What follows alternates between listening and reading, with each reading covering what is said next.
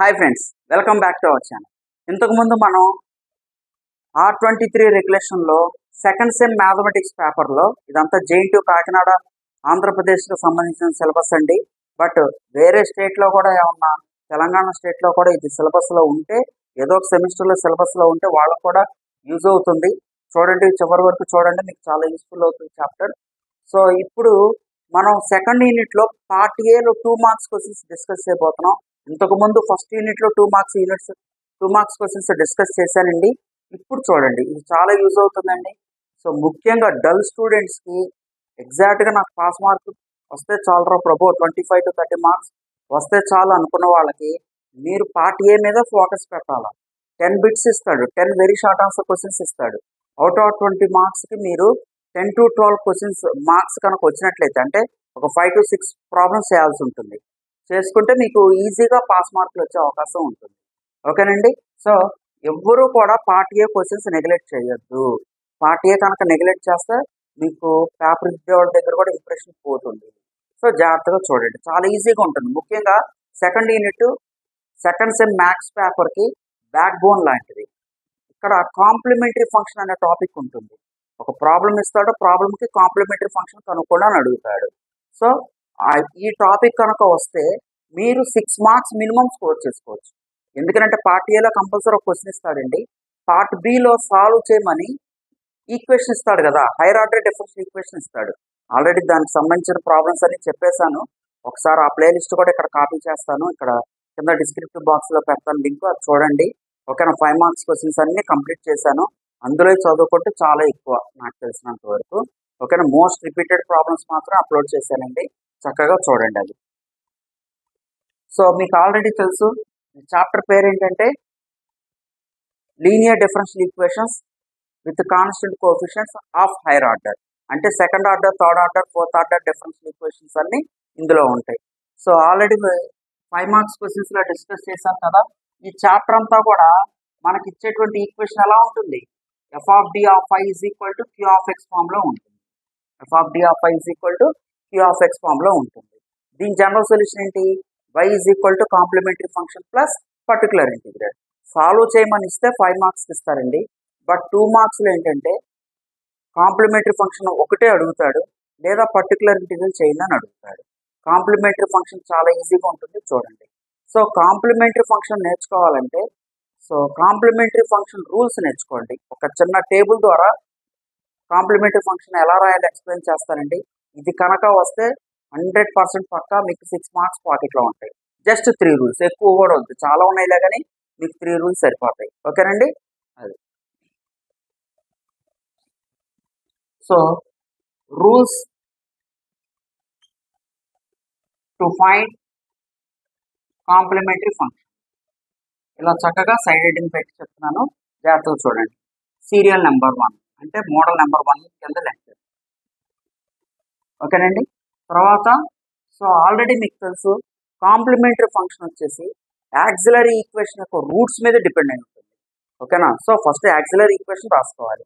Auxiliary equation formula ఏంటండి, F of M is equal to 0 లేదా F of R is equal 0. మీరు ఏది రాసినా పర్వాలేదు. మీ దగ్గర ఆల్రెడీ ఫంక్షన్ ఆఫ్ డి ఉంటుంది కదా, డి అంటే derivative with respect x. So ఇందులో డి తీసేసి ఎం పెట్టి ఈజ్ ఈక్వల్ టు 0 చేయండి, యాక్సిలరీ ఈక్వేషన్ వచ్చేసింది. So roots of auxiliary equation. Auxiliary equation formula ఏంటి, F of M is equal 0 లేదంటే F of R is equal to 0. ఇష్టం ఏదో ఒకటి రాసుకోవచ్చు. ఇది రాస్తే ఎంకు రూట్లు వస్తాయి, ఇది రాస్తే స్మాల్ ఆర్కి రూట్స్ వస్తాయి, ఏదైనా ఒకటే. ఓకేనండి. సో ఇప్పుడు ఈ రూట్స్ ప్రకారం మనం ఎలా వైసీ రాస్తాం అనేది ఇక్కడ చెప్తాను. So complementary function is also represented by YC. So ఇక్కడ ఫస్ట్ కేసు ఏంటంటే రూట్స్ ఎలా రావచ్చండి, చిన్నప్పుడు మీకు 10th ఇంటర్మీడియట్లో కూడా వచ్చింది, అర్థమవుతుందా. ఒక ఈక్వేషన్ వస్తే అది క్వాడ్రాటిక్ అవనియండి, క్యూబిక్ అవనియండి, ఏ డిగ్రీ ఆల్జిబ్రాయిక్ ఈక్వేషన్ అవనియండి, రూట్స్ వస్తే 3 కేసుల్లో వస్తాయి. ఎలా వస్తాయండి, రియల్ అండ్ డిస్టింక్ట్ రావచ్చు. డిస్టింక్ట్ అంటే డిఫరెంట్ రూట్స్ అండి. రియల్ అండ్ రిపీటెడ్ రూట్స్ రావచ్చు, కాంప్లెక్స్ కాంజుగేట్ పెయిర్స్ రావచ్చు. అర్థమవుతుందా. ఈ 3 కేసుల్లో కాంప్లిమెంటరీ ఫంక్షన్ ఎలా రాయడం నేర్చుకోండి. 6 మార్క్స్ రాకుండా మిమ్మల్ని కూడా ఆపలేడు. ఓకేనా. సో చూడండి roots of auxiliary equation are, అంటే అందరు పాపం ప్రాబ్లమ్స్ కోసం వెయిట్ చేస్తున్నారేమో, కొంచెం కాన్సెప్ట్ ఏనండి, కాన్సెప్ట్ కొంచెం రూల్స్ చూసుకొని ప్రాబ్లమ్స్ చెప్తాను లేండి, కింద చెప్తాను, ఈ రూల్స్ అండ్ రైట్ అయితే కింద చెప్తాను. సో కొంచెం ఓపిక్గా వినండి, తప్పదు మరి. ఓకేనా? Roots of auxiliary equation are real and distinct. Real and distinct. Distinct అంటే డిఫరెంట్ అని అర్థం. దట్ ఈస్ రూట్స్ చూడండి, m is equal to first root m1 వచ్చింది అనుకోండి, ఇవన్నీ రియల్ నెంబర్స్ అనమాట, m2 m3 and so on. So ఇలాంటి సందర్భంలో కాంప్లిమెంటరీ ఫంక్షన్ ఎలా రాయాలంటే c1 తీసుకోండి, c1 అంటే పారామీటర్ లేదా arbitrary constant, c1 into e power first route ఏంటంటే m1 ఉంది కదా, m1x అని రాయాలి, ప్లస్ ఇది రూల్స్ అంతే ఏం లేదు, c2 into e power m2x plus so on. అట్లా ఎన్ని రూట్స్ వస్తే అన్ని రూట్స్కి రాయాలి. అర్థమవుతుందండి? మీకు ప్రాబ్లంలో 3 రూట్స్ వచ్చినాయి అనుకోండి, c1 c2 c3 కూడా వస్తుంది. ఎన్ని రూట్స్ వస్తే అన్ని పారామీటర్స్ వస్తాయి, జాగ్రత్తగా గుర్తుపెట్టుకోండి. ఓకేనా? ఇది అర్థం కాలేదు అనుకుంటే ఒక ఎగ్జాంపుల్ చెప్తాను చూడండి. ఫర్ ఎగ్జాంపుల్ మీరు ప్రాబ్లం చేసేటప్పుడు రూట్స్ కనుక 2 3 -1 అని వచ్చినాయి అనుకోండి, అప్పుడు కాంప్లిమెంటరీ ఫంక్షన్ ఏమవుతుందండి, వైసీని కూడా రాసుకోవచ్చు, c1 e power 2x plus c2 e power 3x plus c3 e power -x ఇలా రాసుకోవాల్సి ఉంటుంది. అర్థమైందండి? సో 3 రూట్లు వచ్చినాయి కాబట్టి 3 రూట్స్ వచ్చినాయి కాబట్టి 3 పారామీటర్స్ ఇన్వాల్వ్ చేశాను, c1 c2 c3. అర్థమవుతుందండి? అట్లాగా ఏవైనా రాసుకోవచ్చు. సో నెక్స్ట్ రూట్స్ వచ్చేసి ఈక్వల్ రూట్స్ వచ్చే అవకాశం ఉంటుందండి. Roots of auxiliary equation are real నెంబర్సే వస్తాయి, బట్ సేమ్ రూట్స్ రావచ్చు. సేమ్ రూట్స్ అన్నా, ఈక్వల్ రూట్స్ అన్నా, లేకపోతే రిపీటెడ్ అన్నా అన్నీ ఒకటేనండి. సో అంటే that is roots for MR first root m1 వచ్చింది, సెకండ్ రూట్ కూడా m1 వచ్చింది అనుకోండి, థర్డ్ రూట్ నుంచి డిఫరెంట్ వచ్చింది. ఇలా కనుక వస్తే కాంప్లిమెంటరీ ఫంక్షన్ ఏం తీసుకుంటారండి, కాంప్లిమెంటరీ ఫంక్షన్ వచ్చేసి ఏమవుతుంది, c1 plus c2 x repeated రూట్స్కి ముందు రాస్తే దరిద్రం ఉండిపోతుంది. అర్థమవుతుందండి? ముందు m1 అనే రిపీటెడ్ రూట్కి రాసేసాను ఇట్లాగా, plus c3 e power m3x, ఇది డిఫరెంట్ కాబట్టి బయట రాశాను, ఫస్ట్ కేసు నుంచి రాశాను అనమాట. అర్థమవుతుందండి ఇట్లాగా? సో ఒకవేళ రూట్స్ కనుక 3 టైమ్స్ రిపీట్ అయితే m1 థర్డ్ రూట్ కూడా m1 వచ్చింది, ఫోర్త్ రూట్ నుంచి డిఫరెంట్ వచ్చింది. అర్థమవుతుందండి? ఈ రూల్స్ నేర్చుకుంటే ప్రాబ్లం ఈజీగా చేయొచ్చు. Complementary function is equal to c1 plus c2x plus c3x². ఒకవేళ 4 సార్లు వస్తే ప్లస్ c4x³ అని రాసుకోవాలి. ఓకేనండి? మ్యాక్సిమం 3 రిపీటెడ్ రూట్స్ కంటే ఎక్కువ రావలేదు మీకు. సో c3 తర్వాత c4 e power m4x plus 1 ఇట్లా చేసుకోవాలి. అర్థమవుతుందండి? సో ఇందాక ఇక్కడ 2 3 -1కి రాసాం కదా, ఇలా రాసినప్పుడు ఇక్కడ ఆర్డర్ ఏదైనా రాసుకోవచ్చు, అంటే -1 ఫస్ట్ దానికి పెట్టుకోవచ్చు, 3 రెండో దానికి పెట్టుకోవచ్చు, 2 ఇక్కడ పెట్టుకోవచ్చు, ఏ ఆర్డర్ రాసినా తప్పు లేదు. ఓకేనండి? సో ఇక్కడ ఒక ఎగ్జాంపుల్ చెప్తాను చూడండి. ఒకవేళ m కనుక రూట్స్ 2, 2, 2 -1 అని వచ్చినాయి అనుకోండి, 4 రూట్స్ వచ్చినాయి, ఇలా ఆ 4 రూట్స్లో 3 రూట్స్ ఏమి వచ్చినాయి, అప్పుడు కాంప్లిమెంటరీ ఫంక్షన్ ఏమైందండి, c1 plus c2x plus c3x² whole into e power 3x plus c4 into e power last root -1 వచ్చింది కాబట్టి ఈ పవర్ -1 ఇంటూ x -x అని వస్తుంది. ఇట్లా నేర్చుకోవాల్సి ఉంటుంది. ఇక చివరగా రూట్స్ వచ్చేసి కాంప్లెక్స్ కాంజుగేట్ పేర్స్ రావచ్చు. అసలు రూట్స్ వచ్చేసి రియల్ రాకపోవచ్చు, ఓన్లీ కాంప్లెక్స్ కాంజుగేట్ పేర్స్ రావచ్చు. అంటే ఒక ఈక్వేషన్కి a ప్లస్ id ఒక రూట్ అయితే సచ్చినట్టు ఇంకొక రూట్ a మైనస్ id అయి తీరుద్ది, చిన్నప్పుడు చెప్తారు. ఓకేనండి? 10th క్లాస్లోనే వచ్చింది, చూడండి ఒకసారి. So roots may be roots of auxiliary equation are complex conjugate pairs. Complex conjugate pairs. ఓకేనండి? దట్ ఈస్ రూట్స్ వచ్చేసి m is equal to alpha plus or minus I బీటాగా తీసుకుంటున్నానండి. ఓకేనా? ఇలా రావచ్చు కదా రూట్స్, చెప్పలేం కదా మనం ప్రతిసారి రియల్ రూట్సే ఈక్వల్ రూట్సే రావాలేం లేదు, కాంప్లెక్స్ కాంజుగేట్ పేర్స్ కూడా రావచ్చు. అప్పుడు కాంప్లిమెంటరీ ఫంక్షన్కి రూల్ ఏంటండి, దీన్ని రియల్ పార్ట్ అంటారండి, దీన్ని ఇమాజినరీ పార్ట్ అంటారు. మీకు ఇంటర్మీడియట్లో 2A పేపర్లో ఎట్లాగో ఫస్ట్ 2 చాప్టర్స్ కాంప్లెక్స్ నెంబర్స్ రిలేటెడే అక్కడ ఉన్నాయి, గుర్తు చేసుకోండి. A plus or minus IB ఫామ్లో ఉంటే ఏం రియల్ పార్ట్ అంటారు, బీని ఇమాజినరీ పార్ట్ అంటారు. ఇక్కడ నేను alpha plus or minus I బీటాగా తీసుకుంటున్నాను. ఓకేనా? సో ఈ పవర్ ఆల్ఫా ఎక్స్ రియల్ పార్ట్ని ఈ పవర్లో రాసుకుని whole into C1 cos beta X plus C2 sine beta X. ఎగ్జాక్ట్గా అరౌండ్ ఒక 10 minutes పట్టింది. ఈ రూల్స్ ఒకసారి చదువుకొని ప్రాబ్లమ్స్లోకి వెళ్తే మీకే ఈజీ అవుతుంది. ఏ లెక్క ఇచ్చినా మీరే రాసుకోగలుగుతారు. అందుకని ఇక్కడ కాన్సెప్ట్ చెప్పాను అనమాట. అర్థమవుతుందండి? ఇది నేర్చుకుని 5 marks క్వశ్చన్స్ కూడా చేయండి, మీకు వండర్ఫుల్గా ఉంటుంది. ఓకేనండి? ఇప్పుడు ప్రాబ్లమ్స్ చెప్తాను, చూడండి.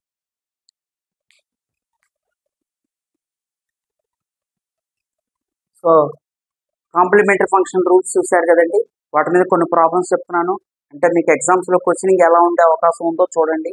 So find complementary function of అని చెప్పి ఒక లెక్క ఇచ్చాడండి. దీని కాంప్లిమెంటరీ ఫంక్షన్ చూడాలి. కాంప్లిమెంటరీ ఫంక్షన్ కనుక్కోమన్నప్పుడు రైట్ హ్యాండ్ సైడ్ ఫంక్షన్ ఏది ఉన్నా నీకు అనవసరం. అక్కడ e⁻3x ఉన్నా sin x ఉన్నా ఇంకోటి ఏదో ఉన్నా అనవసరం అసలు. అర్థమవుతుందంటే కాంప్లిమెంటరీ ఫంక్షన్ కనుక్కోవాలంటే యాక్సిలరీ ఈక్వేషన్ రాసుకొని జస్ట్ రూట్స్ కనుక్కోవటమే. అర్థమైందండి? సో చూడండి అన్న, కొంచెం స్పీడప్ చేద్దాము. సో చక్కగా ఎప్పుడైతే యాక్సిలరీ కాంప్లిమెంటరీ ఫంక్షన్ కనుక్కోమన్నాడు ఇమీడియట్గా యాక్సిలరీ ఈక్వేషన్ రాసేసుకోండి. Auxiliary equation is f of m is equal to 0. ఇంతకంటే డీటెయిల్డ్గా అవసరం లేదు, ఎందుకంటే 2 marks కాబట్టి. సో ఇదే ప్రాబ్లం సాల్వ్ అని ఇచ్చాడు అనుకోండి, ఇదే ప్రాబ్లం సాల్వ్ అని ఇస్తే జనరల్ సొల్యూషన్ కనుక్కోవాలి. అప్పుడు what is the general solution? Complementary function plus particular integral y is equal to, y అంటే ఏంటి? Dependent variable. Dependent variable y is equal to complementary function plus particular integral చేసుకోవాలి. అర్థమవుతుందా? But ఇక్కడ అవసరం లేదు, 2 marksకే కదా. వాడు అడిగింది కూడా చక్కగా CFA కనుక్కోవడం అడిగాడు. సో దానికోసం డైరెక్ట్గా యాక్సిలరీ ఈక్వేషన్ రాసేసాను. Auxiliary equation formula f of m is equal to 0. ఇదే కదా f of d. f of d లో d తీసేసి m పెట్టండి. m² plus 2m plus 2 is equal to 0. So దీనికి ఫ్యాక్టరైజేషన్ లేదు, రూట్స్ కనుక్కోవాలి. క్వాడ్రాటిక్ ఈక్వేషన్ కాబట్టి 2 రూట్స్ వస్తాయి mకి. మరి ఫ్యాక్టరైజేషన్ లేదు, ఇక్కడ 2నే కదా ఉన్నది కాన్స్టెంట్, మల్టిప్లస్ లేవు. అందుకోసం మనము -b plus or minus root over b² minus 4ac దీన్ని క్వాడ్రాటిక్ ఫార్ములా అంటారు. చిన్నప్పుడు చెప్తారు, ఇంటర్మీడియట్లో 10th లో కూడా చెప్తారు. అందులో చదువుకున్నారు, ఒకసారి గుర్తు చేసుకోవడం ప్రయత్నించండి. a అంటే 1, b అంటే 2, c అంటే 2 కాబట్టి -2 plus or minus root over b², 4 minus 4ac, 4 2s are 8 by 2. So -2 plus or minus root over 4 minus 8 అంటే రూట్ మైనస్ 4. రూట్ మైనస్ 4 అంటే ఎంత అండి? 2i అని వస్తుంది. So 2i by 2. So separate చేసుకుంటే న్యూమరేటర్ డినామినేటర్ సపరేట్ చేసుకుంటే -1 plus or minus i, 2 cancel అయిపోతే 2 cancel అయిపోతుంది. సో చూసారా చక్కగా alpha plus or minus I beta ఫామ్లో వచ్చింది. కాబట్టి కాంప్లిమెంటరీ ఫంక్షన్ ఏమైందండి? ఈ పవర్ ఆల్ఫా ఎక్స్, ఆల్ఫా అంటే ఎంత? -1, -1 into x minus X plus C1 cos beta ప్లస్లో కూడా i కోఎఫిషియంట్ 1 ఉంది కాబట్టి cos X plus C2 sign X. ఇలా చేసుకోవాల్సి ఉంటుంది. 2 marks క్వశ్చన్ అండి. ఇంకా వైట్ జోలికి వెళ్ళద్దు, పర్టికులర్ ఇంటిగ్రల్ చేయొద్దు. ఈ విధంగా కాంప్లిమెంటరీ ఫంక్షన్ చూద్దాం. ఓరు బాబు ఎవడరు నువ్వు, ఈ రూట్స్ నాకు చేతితో చేయటం వస్తే యూట్యూబ్ నేనేంతో చూస్తాను అనుకుంటే చక్కగా క్యాలిక్యులేటర్ తీసుకోండి, సిగ్గుపడకుండా క్యాలిక్యులేటర్లో తీసుకుని రూట్స్ వేయండి. అర్థమవుతుందా? నీకు రూట్స్ వచ్చినాయా లేదా అనేది ఇంపార్టెంట్. హైయర్ స్టడీస్లో నువ్వు రూట్స్ మాన్యువల్గా చేస్తావో క్యాలిక్యులేటర్ చేస్తావో నీ ఇష్టం అది. ఓకేనా? బట్ మేమైతే జనరల్గా చేతితో చేయండి, ఇంత పెద్దవాళ్ళు అయిపోయాం, బీటెక్ వచ్చాము, ఎందుకులే క్యాలిక్యులేటర్ అనుకుంటే చేతితో చేయండి, మీ ఇష్టం. ఇంకా అర్థమవుతుందా? కింద మీద పడి పాస్ మార్కులు తెచ్చుకుని బయట రావాలా, అది కదా అది. సో చూడండి నాన్న, నెక్స్ట్ ఇక్కడ కూడా యాక్సిలరీ ఈక్వేషన్ చూడండి. Auxiliary equation of 1 is f of m is equal to 0. So m² plus 4m plus 5 is equal to 0. ఇక్కడ కూడా మనకి ఫ్యాక్టర్స్ లేవు కాబట్టి ఈ ఫార్ములానే వాడతాను. So m is equal to -b, -4 plus or minus root over b², 16 minus 4 5s are 20 by 2. So -4 plus or minus 16 minus 20 అంటే route over -4, ఇందాక అట్లాగే వచ్చింది కాబట్టి 2a అని రాస్తున్నాను by 2. So -2 plus or minus i, ఏం లేదు, సింపుల్గా 4/2 2/2 విడగొట్టేసాను అంతే. సో ఇక్కడ కూడా మీకు ఎలా వచ్చిందండి? Alpha plus or minus I beta ఫామ్లో వచ్చింది. కాబట్టి ఇక్కడ కాంప్లిమెంటరీ ఫంక్షన్ చూడండి నేను ఎట్లా రాస్తున్నాను. సో ఈ పవర్ ఆల్ఫా ఎక్స్, ఆల్ఫా అంటే -2, -2x C1 కాస్ బీటా అంటే ఐ పక్కన ఉండాలి, ఐ పక్కన ఏమి లేదంటే 1 ఉన్నట్టు, I కోఎఫిషియంట్ 1 ఉన్నట్టు. So cos x plus c2 sin x. ఇందాక టేబుల్ చెప్పాను కదా, అందులో లాస్ట్ రూల్ అండి, ఒకసారి చూడండి. So come to this problem. ఇక్కడ చూడండి, థర్డ్ ఆర్డర్ ఇస్తున్నాడు ఈక్వేషన్, కాబట్టి మీకు దాని యొక్క యాక్సిలరీ ఈక్వేషన్ క్యూబిక్ ఈక్వేషన్ అవుతుంది. ఓకేనండి. So auxiliary equation is f of m is equal to 0. f of m is equal to 0. f of m అంటే ఏంటండి? m cube minus 5m square plus 8m minus 4 is equal to 0. అంటే నేను every year students papers కూడా కరెక్షన్కి వెళ్తాను, spot వాల్యుయేషన్కి వెళ్తాను, ఏ college వాళ్ళు పిలిస్తే ఆ కాలేజీకి వెళ్తానండి. చాలా మందికి రూట్స్ కూడా రావట్లేదు. రూట్స్ వస్తేనేమో కాంప్లిమెంటరీ ఫంక్షన్ తప్పు రాస్తున్నారు. కాంప్లిమెంటరీ ఫంక్షన్ రాయటం వచ్చిన వాళ్ళకి రూట్స్ రావటం లేదు. అది కాబట్టి మీరు క్యాలిక్యులేటర్ వాడతారో మాన్యువల్గా చేస్తారో అనేది ఎవరో పట్టించుకోవట్లేదు. ఇప్పుడు చక్కగా అవకాశం ఉంటే మాన్యువల్గా చేయండి, చేత్తో చేయండి. ఓకేనా? ఫ్యాక్టరైజేషన్ వస్తే ఫ్యాక్టరైజేషన్ చేయండి. ఫ్యాక్టరైజేషన్ రాకపోతే ఈ క్వాడ్రాటిక్ ఫార్ములా వాడండి. క్యూబిక్ ఈక్వేషన్కి అయితే సింథటిక్ డివిజన్ మెథడ్ వాడాల్సి వచ్చింది.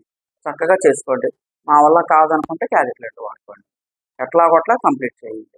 ఓకేనండి.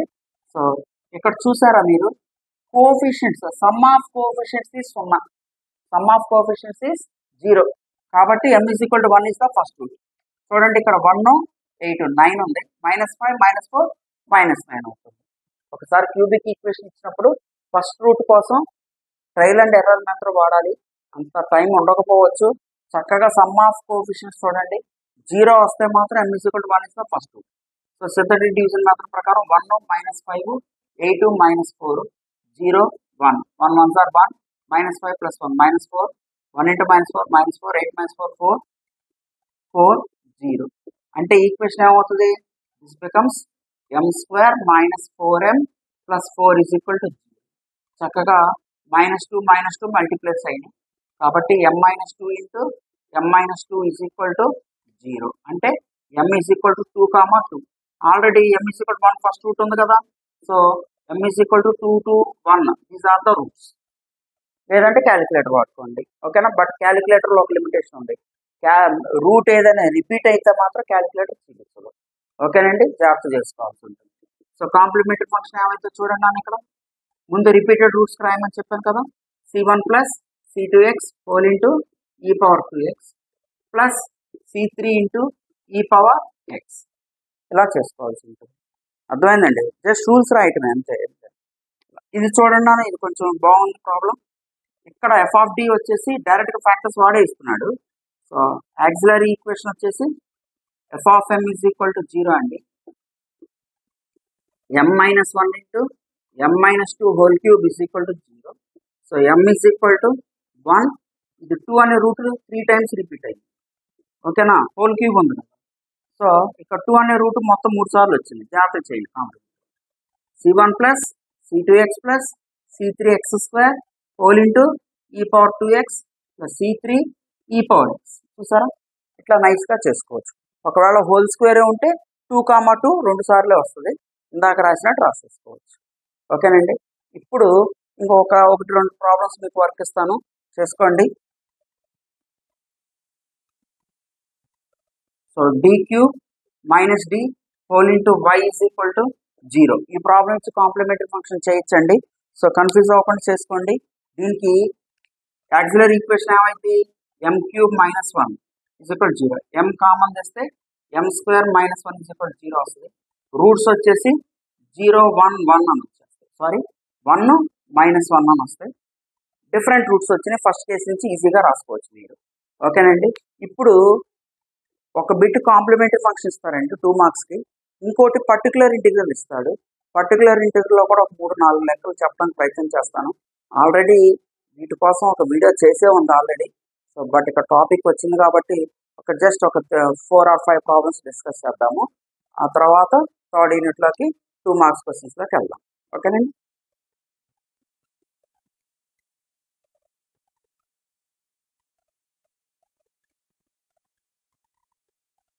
సో ఇక్కడ పర్టికులర్ ఇంటిగ్రల్ మీద ప్రాబ్లమ్స్ ఇలా అడగడానికి అవకాశం ఉందండి. సో చూడండి నాన్న, find the particular integral of PI means particular integral YP అని చెప్పి రిప్రజెంట్ చేస్తారు. D square plus 4 whole into Y equal cos two X అంటే రైట్ సైడ్ కాస్ ఇవ్వచ్చు, సైన్ ఇవ్వచ్చు, ఈ పవర్ ఏఎక్స్ ఇవ్వచ్చు, ఎక్స్ పవర్ కే మోడల్ ఇవ్వచ్చు, E power AX into V ఇవ్వచ్చు. ఓకేనా, ఓవరాల్గా సెకండ్ యూనిట్లో మీరు 5 మార్క్స్ క్వశ్చన్స్కి కనుక ప్రిపేర్ అయితే 2 మార్క్స్ కూడా ప్రిపేర్ అయినట్టే. అర్థమవుతుందండి.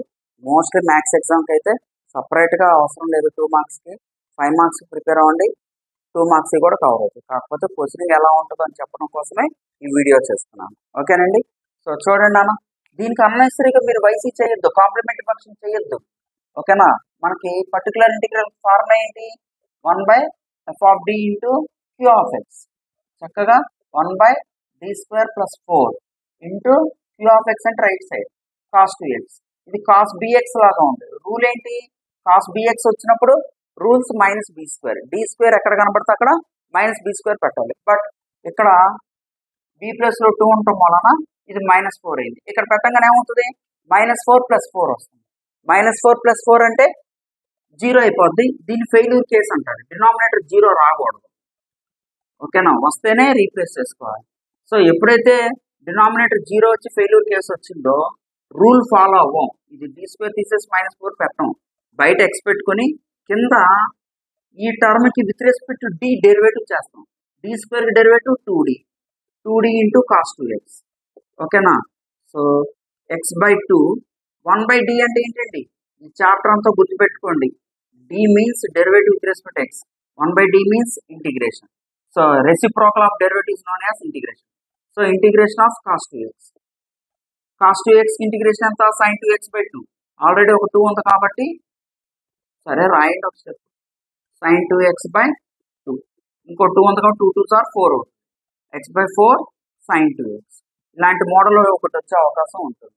ఓకేనా, అక్కడ sin 2x ఉన్నా ఇదే ప్రొసీజర్. అప్పుడు కూడా కేసు ఫెయిల్ అయ్యే అవకాశం ఉంటుంది. చూడండి, కేసు కనుక ఫెయిల్ అవ్వకపోతే ఫెయిల్యూర్ కేసు అంటే ఏంటి? ఆ రూల్ పనిచేయట్లేదని అర్థం.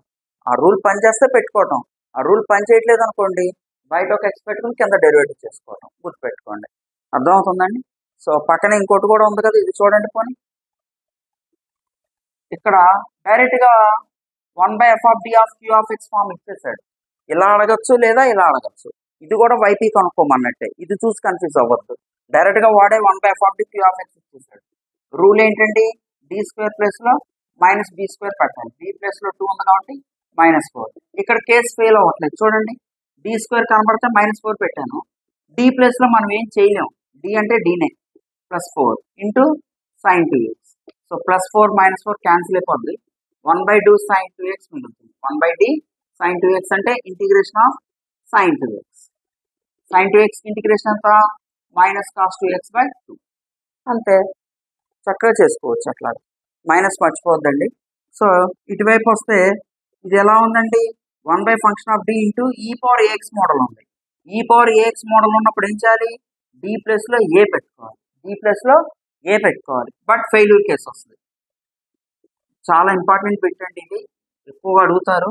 చూడండి, ఇక్కడ d - a అనే ఫ్యాక్టర్ ఉంది. k టైమ్స్ రిపీట్ అయింది.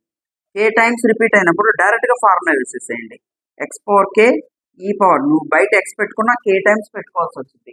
అర్థమవుతుందా? x into x up to k times పెడితే x పవర్ kనే వస్తుంది. మరి ఇక్కడ e పవర్ ax ఉంది, కింద ఏమొస్తుందండి? k ఫ్యాక్టరల్ వస్తుంది. మేబీ రేపు ఎగ్జామ్స్లో మీకు 1/d - 2 whole cube into e power 2x అని రావచ్చు. సో లెక్కంతా చేయొద్దు, డైరెక్ట్గా ఏం చేస్తారు? 2 అనే ఫ్యాక్టర్ 3 టైమ్స్ వచ్చింది కాబట్టి x³ e పవర్ 2x/3 ఫ్యాక్టరల్ అని రాసేసుకోండి. ఇలా డైరెక్ట్గా చేసుకోవచ్చు. డైరెక్ట్ రూల్ ఇది. అర్థమవుతుందండి. ఇకపోతే ఇక్కడ వచ్చేసి ఫైండ్ 1/d² + 4 ఇంటూ x.